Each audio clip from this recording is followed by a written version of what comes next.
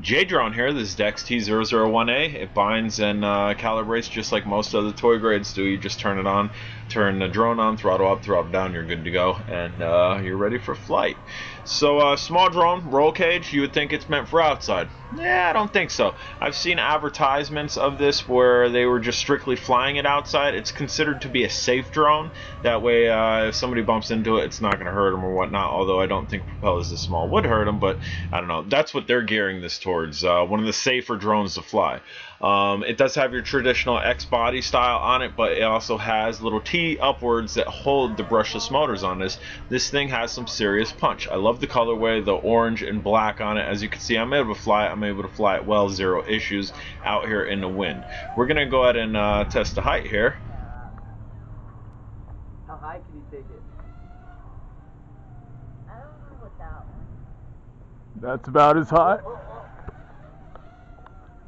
Nice save. That was the height.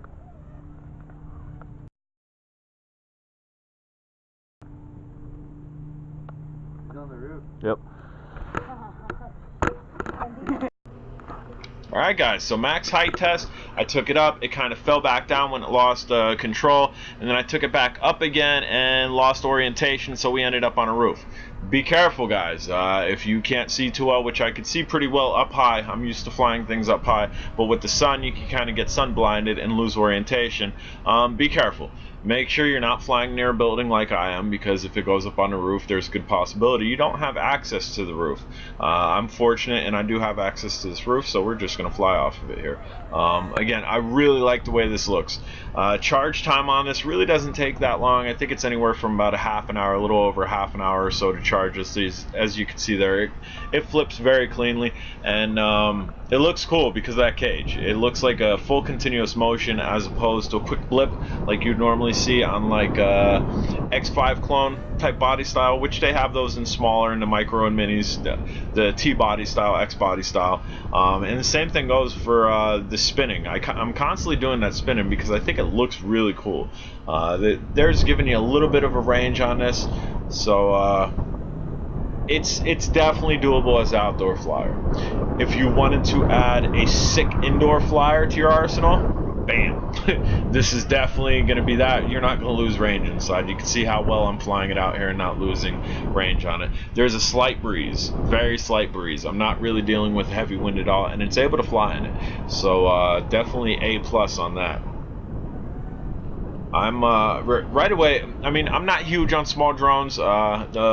I have like one or two small drones that I take with me that have cameras on them that I like to take with me just because of how portable they are. But some of the other smaller drones that I've had haven't really had this type of flyability with it and type of range this does. So super stoked with this. I mean, I'm really happy with this. And again, you guys know, if you've been following me for a while, paint jobs and colorways, they hold a lot in my book, and this black and orange colorway you really don't see on much of anything, and I'm digging it. There's another flip for you, another flip, another barrel roll. So this thing has your acrobatics, it has some speed, it has a little bit of a punch for such a small drone. And this cage here, as you saw when I came up on the roof, it was down a level, it was sitting on the bottom. The cage is designed for it to crash. If you do crash, it will go back to the bottom, so you continuously just jump up and gain flight again. That's a very cool feature. And again, I've seen advertisement on this where they constantly crash it, and 100 times out of 100 it lands on that bottom. So they designed this correctly. They designed it so that bottom's heavier than it would be if it were up on the roll part, and then where it just rolls, bam, right on the bottom again, you can take off. Really liking this drone here. Again, I'm kind of geared towards your bigger drones anymore, just because that's where I'm at flying. But I do enjoy a zippy small drone, and this is definitely a zippy small drone, and I'm having a lot of fun with this. You can see the range I'm getting. I've done no modifications to the controller. I am on top of a building. There's Wi-Fi. There's strong Wi-Fi signals all around, which some people may perceive that could interfere with the channel signal. The building I'm standing on top of has an epic Wi-Fi broadcasting range, and the 3 buildings in front of me are a part of a hotel. There's another building to the right of me. There's tons of routers emitting wireless signals all over the place. This isn't getting interfered by it. I've really never encountered that interference too much. But just to let you know, you got a strong Wi-Fi signal, you don't got to worry about it with this. Just as well as most other quads, you really don't have to worry about it with this. But proof is in the pudding with this one. I'm surrounded by signals here. Epic flyer, guys. Bam! I don't know if that was my error or if that was a strong gust of wind, but we're back up again. Durability. Plus, that was a heavy hit too. And just kind of like flopped out of the sky really quickly.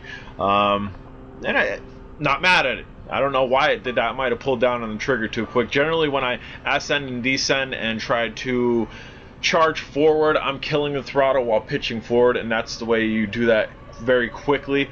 That's might have what happened. I think I was pitching forward way too hard and pulled down on the throttle way too quick and kind of did like a manual front flip almost without pressing the button. Guys, if you haven't subscribed to my channel, go ahead and go up there and click that subscribe button. I do a lot of stuff. The weather's getting nicer. If you like abandoned stuff, if you like old stuff, historic stuff, I do a lot with that too, and I'm starting to do more with that. And occasionally I integrate drones with my abandoned stuff, and I consider it a drone abandoned mesh. But both of best worlds. If you're not a part of Drone Days on Facebook, links at the bottom, click it, join, I'll accept you. Cool group of guys. And because abandoned hunting season is in full swing right now, I'm gonna have that link at the bottom too. If you like abandoned things, click the link, join, accept. You'll see my adventures from today, and if you really want to scroll down through the page, if you have time, you'll see adventures from my other friends and other stuff throughout the past year. I'm J Drone, guys. Take care and have a wonderful day. Be safe and fly safe.